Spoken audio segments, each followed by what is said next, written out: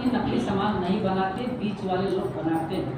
और आज के समय में हम लोग का जितना भी बीमारी अगर घर में आ रहा है तो डुप्लीकेट की वजह से आ रहा है। किसी का गैस बन रहा है, बीपी हो रहा है, शुगर हो रहा है, हार्ट हो रहा है।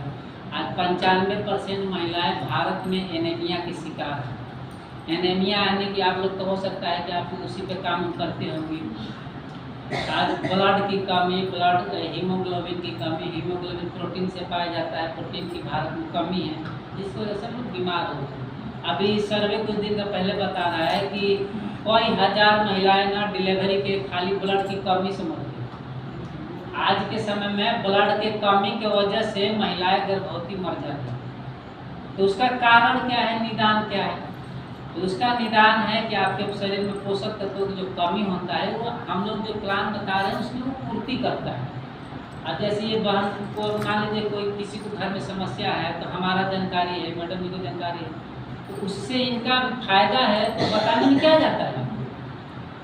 तो इसीलिए डायरेक्ट जोड़ने से पैसा हम लोग का बचता है। बीच में पैसा जो जाता था वो डायरेक्ट बच जाता है, सामान सस्ता अशुद्ध मिलता है क्योंकि बीच में कोई नहीं रहता है। डायरेक्ट कंपनी से कस्टमर जुड़ गया, बीच में हटा दिया गया। उसके बाद ये तो फायदा होते क्या है, मान लीजिए कि आप लगातार सामान कैसे खा रहे हैं। मान लीजिए कोई दुकान से आप लगातार सामान खा रही हैं 1 साल 2 साल से 4 साल से 5 साल से। अब मान लीजिए कि आप 5-5 हज़ार का सामान आप मार्केट से खाते हैं। 1 साल के बाद जाके पूछिए उससे कि सर हम आपके पास से 50 हज़ार का सामान खा गए, 1 लाख का खा गए, हमको वापस कुछ दीजिए, 1% देगा? नहीं देगा, मतलब 0% का लाभ। लेकिन आप इसमें अगर लगातार खाते हो तो 1 साल में 2 बार फ्री मिलता है। जैसे मान लीजिए आप मार्केट से 3-3 हज़ार का सामान खाते हैं तो आपको कुछ नहीं मिलता है 7वां महीना, लेकिन इसमें आपका 7वां महीना 1500 का सामान फ्री मिलता है। उसके बाद आप अगर मान लीजिए इसमें अगर ये खाने से फायदा है, शुद्ध मिला आपको सामान तो हेल्थ अच्छा रहेगा, उससे आपका 10 से 20% में बस छूट पे मिलेगा। जैसे मान लीजिए कि मार्केट में कोई साबुन 10 रुपये का, वैसा साबुन हम लोगों में उससे बढ़िया साबुन 9 रुपये मिलता है। तो लेना चाहिए कि नहीं? जैसे मान लीजिए मार्केट में टाटा नमक सभी जानते होंगे, खाते होंगे, तो टाटा नमक अगर मार्केट में 30 रुपये 28 रुपये किलो होगा ना, उससे बढ़िया नमक हम लोग मात्र 20 रुपये का। तो कौन सा नमक खाना चाहिए? वो ऐसा नमक मार्केट में 50 रुपये केजी है, वो टाटा लाइट नमक आता है, उसका हारा पैकेट का होता है, वैसा नमक हम लोगों में 20 रुपये का। तो लेना चाहिए कि नहीं? तो इससे हम लोग का हेल्थ के लेकर के बहुत बेनिफिट है। और मैडम जी आप लोग बैठ जाइए, आप धन्यवाद, क्योंकि ज़्यादा हम भी पहला बार बता रहे हैं, इसे अनुभव नहीं है, कम अनुभव है, लिखते हुए बताते हैं तो अनुभव। तो आज हम लोग देखिए, हम लोग ज़्यादा बात नहीं करेंगे, हम लोग सर के लिए सुनने के लिए आए हैं कि इसमें क्या फ़ायदा है, क्या नुकसान है, क्या इसका विजन है, क्या इसमें हो सकता है, क्या हो रहा है, ये सब हम लोग सर से सीखेंगे। बहुत बहुत धन्यवाद, जय आपसे। ठीक है सर, बहुत बहुत शुक्रिया, धन्यवाद। एक बार अभी भैया के लिए ताली बजा दीजिए।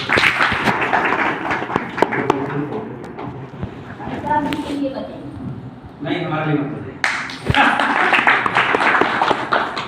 आज सोमवार है, भोलेनाथ जी के लिए बजा दीजिए। नहीं, सोमवार पहला दिन है तो उनके नाम पे शुक्रवार में।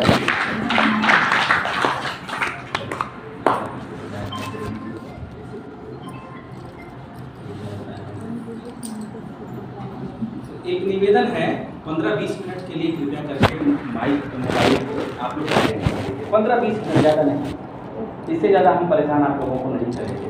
15-20 मिनट, और एकदम सावधान मुद्रा में अच्छे से बैठ जाइए। हाँ, क्योंकि जितना स्थिर बैठेंगे उतना ही नींद लगेगा। दोपहर का समय है और ये शरीर है, इस शरीर को जितना आराम देंगे उतना ही ये और भूलेगा कि पूरा शरीर फैलाने का मौका मिल जाए, है कि ना? तो आप सभी लोगों को मेरा नमस्कार। थोड़ा बोलिए नमस्कार। नमस्कार।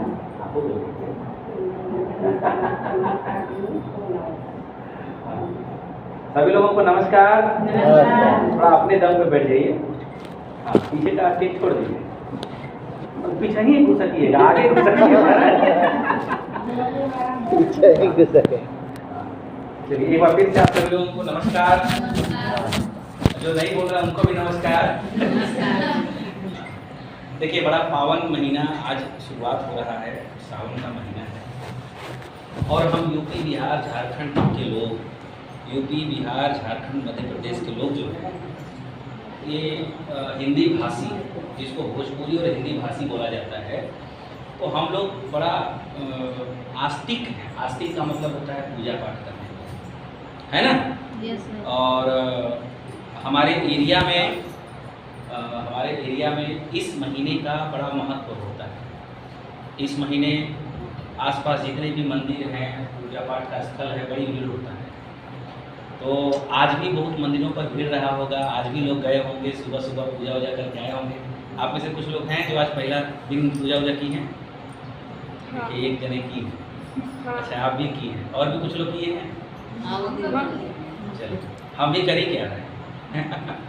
तो मेरा आप सबसे निवेदन है कि देखिए, चाहे हम किसी धर्म के, हिंदू हो, मुस्लिम हो, सिख हो, ईसाई हो, जैन हो, पारसी हो, किसी भी धर्म को मानने वाले हों, हमारा इतना मानना है कि अपने अपने धर्म का हर एक व्यक्ति को सम्मान करना चाहिए।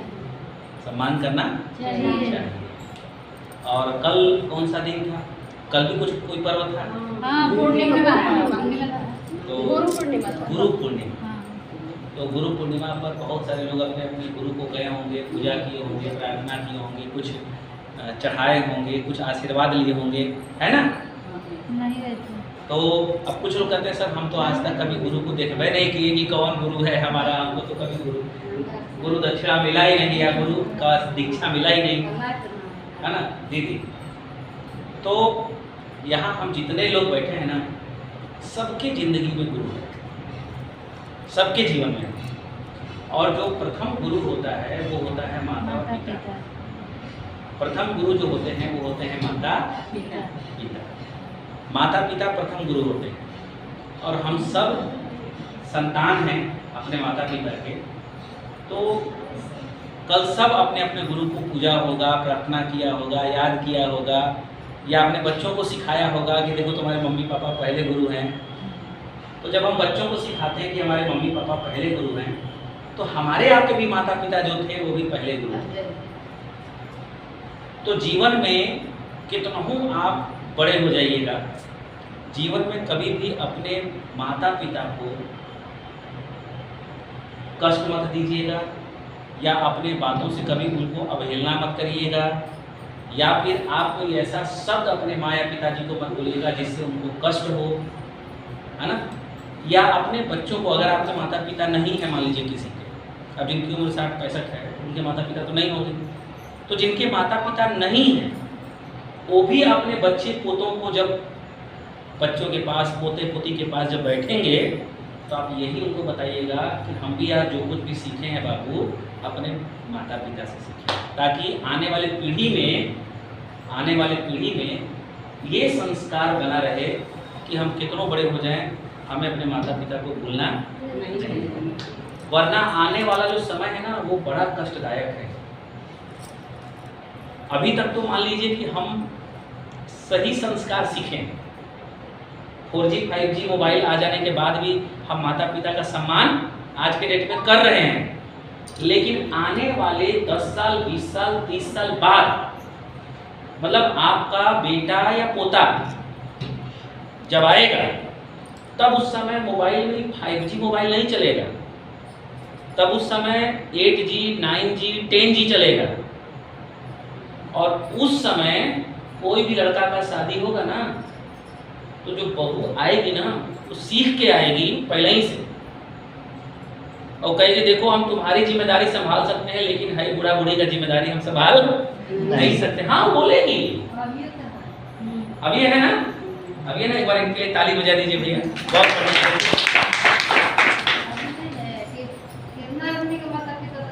वो पहले ही से सीख के आएगी। तो उस समय जानते हैं क्या होगा? अभी तो मान लीजिए सास थोड़ा गुस्सा हो जाती हैं कि देखो हमारे सामने कैसे बोल दी। उस जमाने में सास खुदे कहेंगी, शादी लड़का का होते ही माँ बोलेगी ए बेटा अब तू लोगन जा अपन जिंदगी जिए जा, अब हमारा टेंशन छोड़ा। वो माँ खुद बोलेगी क्योंकि वो ऐसा संस्कार उस टाइम का होगा। तो जब हम अपने पोता पोती बेटा को संस्कार सही देंगे ना, तो 9G आवे चाहे 10G आवे, बच्चा संस्कारवान रहेगा। और जब हम अपने बच्चों को नहीं सिखाएंगे ये सब चीज़ कि गुरु पूर्णिमा क्या होता है, प्रथम गुरु कौन होते हैं, माता पिता का क्या रोल है, तो फिर धीरे धीरे संस्कार विहीन भारत हो जाएगा, है। अब वैसे भी आज के डेट में संस्कार विहीन आज के बच्चे हो गए। आज के बच्चों को आप सिखाइए सवेरे उठ के चना खाना चाहिए, तो कहेंगे ना पापा हम तो नूडल्स चाउमीन और मैगी खाएंगे। सही नहीं बोला? सही है ना? आज के बच्चे को सिखाइए। मेरे बच्चा नहीं खाता है, मोटा वाला रोटी हम बनाते हैं, वो लोग खिलाते हैं। आपके बच्चे नहीं खाते क्योंकि आप सही सिखा रहे हैं, आप उसको बना के खिलाते हैं, लेकिन और अच्छा से खाता है। लेकिन ज्यादातर जगह यही हो रहा है ना, संस्कार धीरे धीरे गायब हो रहा है। पहले जमाने में क्या होता था, जब हम लोग बच्चे थे तब की संतोष जी बात कर रहे हैं कि आप लोग हम लोग उस उम्र में रहे होंगे, तो जब विद्यालय पढ़ने जाते थे तो अम्मा बाबू जी का पैर छू के जाते थे, प्रणाम करके पैर छू के। सही ना? आज के बच्चे जल्दीबाजी में भाग जाते हैं, उनको पता नहीं चलता कि पैर छू। नहीं भागते, मेरा दोनों बच्चे द्वार पर निकल कर भी आके पैर छूते हैं। अरे भाई तो वो तो मेरे भी छूते हैं, तो एक के नहीं, लेकिन हम अपवाद की बात नहीं कर रहे हैं। मेरे घर के नहीं भागते हैं। हम अपवाद की बात नहीं कर रहे हैं, दुनियाचारी बात हो रहा है ना। हम 100 में से 90% की बात कर रहे हैं।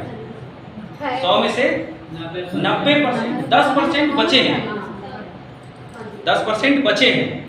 अब जैसे मान लीजिए कि आप अपने मोबाइल से पैसा भेजती हैं फोन पे, तब हम कहेंगे कि कई लोगों का फंस जाता है, तो आप कहेंगे मेरा कभी नहीं फंसा, तो आप 10% में हैं इसलिए नहीं फंसा।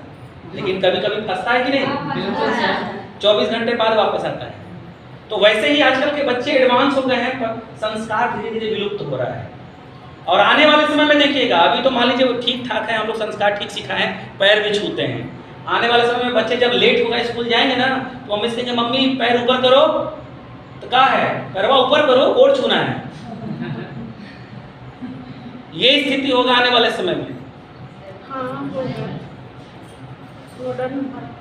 धीरे धीरे टेक्नोलॉजी डेवलप कर रहा है। आज कक्षा 8 मतलब बच्चियां 6, 7, 8 पार करते ही हाथ में मोबाइल आ जा रहा है ना? एक समय आएगा कि बच्चे जल्दीबाजी में स्कूल चले जाएंगे और स्कूल जाके व्हाट्सएप पर बोलेंगे मम्मी प्रणाम भूल गए थे। आप क्या समझ रहे हैं? अभी हम गांव में है ना, इसलिए नहीं समझ में आ रहा है। थोड़ा शहर में जाइए देखिए, तब ये आपको पता चलेगा। आज लोग परंपरागत जो खाना पीना खाते थे वो भूल गए।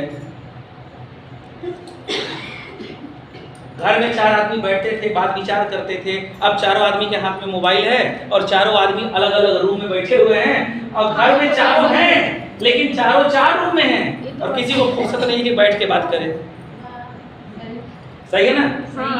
और अभी हम बनारस से आ रहे हैं, तो जो ट्रेन था उसका नाम था मगध एक्सप्रेस। तो हम स्लीपर वाले में बैठ गए, टिकट था मेरे पास जनरल का, लेकिन स्लीपर में बैठ गए। अब उसमें 4 बच्चे और मम्मी पापा, पूरा परिवार बैठा हुआ, ठीक ना? और इधर 3 बर्थ, इधर 3 सीट, 3 बर्थ, और सब पर बैठे हुए हैं लोग। एक ही परिवार है, लेकिन 6 के 6 मोबाइल में बिजी। तो जो बूढ़े थे 70 साल के, उनको बोले बाबूजी कहाँ जा रहे हैं? तो बोले पटना। हम क्या ये लोग आप ही के साथ है? हाँ, वो मेरा बेटा है, वो पोता है, वो पत्नी है, वो बहू है, लेकिन कोई किसी से बात करने के लिए तैयार नहीं। तो यही हाल घर का भी आज के डेट में हो चुका है। तो समय के हिसाब से अपने आप को फिर समय आ चुका है कि पुरानी चीजों को हम लोग सीखा जाए, है ना? और एक बात और, हम तो बनारस में रहते हैं तो इसलिए हमको मालूम है इस बात को। अब हम लोग भारतीय लोगों से गलती क्या हो रहा है सर, कि हम लोग ना पिछड़े देशों का आदत सीख रहे हैं, और वो लोग हमारे देश की आदत सीख रहे हैं। वो लोग हमारे देश की आदत सीख रहे हैं। वो धोती कुर्ता पहन रहे हैं, वो कुर्ता पजामा पहन रहे हैं, और हम लोग टी-शर्ट जींस फटा हुआ जींस पहन रहे हैं। टी-शर्ट जींस तो बहुत अच्छी बात है, लेकिन फटा हुआ जींस क्या मतलब फैशन है? तो अमेरिका इंग्लैंड के लोग वही पहनते हैं, इसीलिए हम लोग भी पहन रहे हैं। तो अब वो हम लोगों की परंपराओं को सीख रहे हैं। समय है कि हम समय रहते उनकी परंपराओं को छोड़ के पुनः अपनी परंपराओं को सीखें। एक बात और, थोड़ा सा ध्यान दीजिएगा आप लोग। अच्छा, मेरी बात समझ में आ रही है कि ना? नहीं, आप लोग बतिया रहे थे तो हमको लगा कहीं ऐसा हो। बस 5-7 मिनट लेंगे, घबराइए मत। हम आप ही के लिए आए हैं, वरना हमारे यहाँ कोई रिश्तेदार तो है नहीं कि हम रिश्तेदारी करने आएंगे, आप ही के लिए आए। समझिए, एक समय था, आप समझिएगा ध्यान से, एक समय था कि जब सारी व्यवस्थाएं बिगड़ गई थी तो भगवान ने एक बीमारी भेजा।